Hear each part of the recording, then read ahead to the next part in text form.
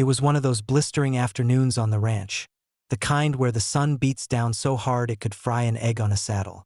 My daughter, Lila, was out front helping one of the ranch hands mend a fence line while I was finishing up paperwork inside the house. Everything was calm, peaceful, just the way I like it. That was until Karen showed up again. Now, I don't mean she drove up politely and knocked on the door. No, Karen showed up with her phone in one hand, waving a clipboard like a sword, shouting across the property line like she was leading an army. You can't have a minor handling livestock without HOA supervision. I'm calling the cops. I leaned out the window and yelled back, Karen, we're not in your HOA, and my daughter is my responsibility. She huffed, flipped her hair, and screeched, we'll see about that, before storming off toward her Prius.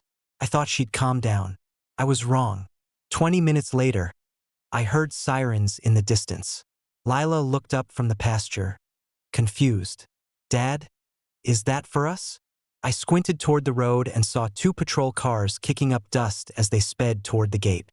Karen was right behind them in her car, yelling something out the window like she was part of the convoy. I stepped out onto the porch, crossed my arms, and just waited. The officers pulled up, looking hesitant, and one of them, a young guy who clearly drew the short straw, said, Sir, we received a report of a child being unlawfully detained on private property by, an adult male. I raised an eyebrow. You mean my daughter, who lives here and is fixing our fence? Before the poor guy could respond, Karen stormed out of her car and pointed at me like she was revealing the villain in a soap opera. That's him. That's the man. Arrest him and remove the child. She's in danger. Lila, bless her heart, just stared at her and said, Lady, I literally live here. Karen ignored her.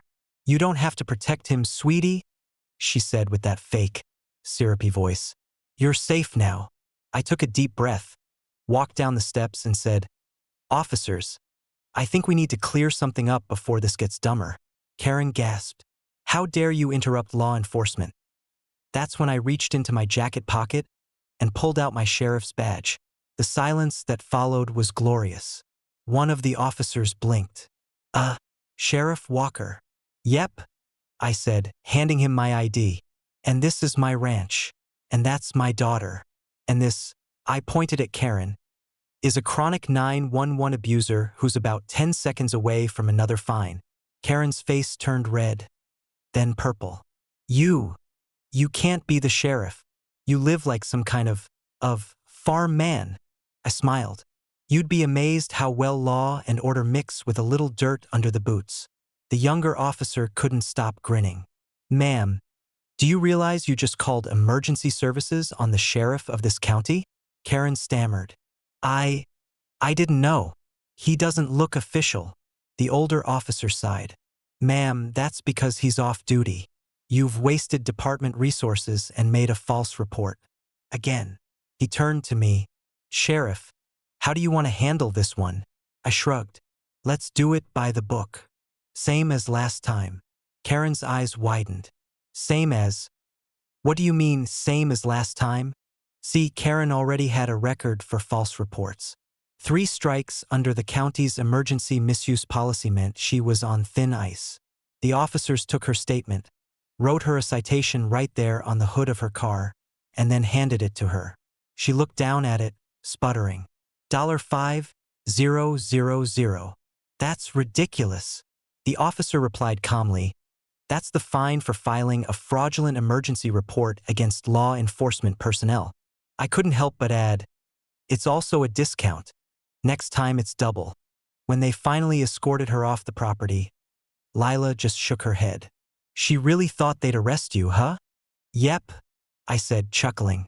That's what happens when people think yelling louder makes them right. I wrapped an arm around her shoulders. You okay? She nodded. Yeah, I'm just embarrassed for her. The next morning, the story hit the local news. HOA member calls police on county sheriff. Claims he looked suspicious on his own ranch. The comments section was a masterpiece. Karen needs binoculars to see common sense. Imagine losing an argument so hard you call 911 on the sheriff. Plot twist. Karen runs for president next. The HOA board had no choice but to suspend her indefinitely. Her neighbors even started a petition to ban her from using the HOA hotline. That weekend, I couldn't resist one last bit of fun. I set up a big wooden sign right by the property line, facing her house. It read, "Caution, you are now entering sheriff territory. Trespassers will be arrested by the owner." Lila laughed so hard she nearly dropped her coffee. "Dad, she's gonna lose her mind." I grinned. "Good. Maybe she'll finally use it." And from that day on, the only sirens we heard around the ranch were the ones echoing from Karen's neighborhood meetings, where she complained week after week that the sheriff was too intimidating.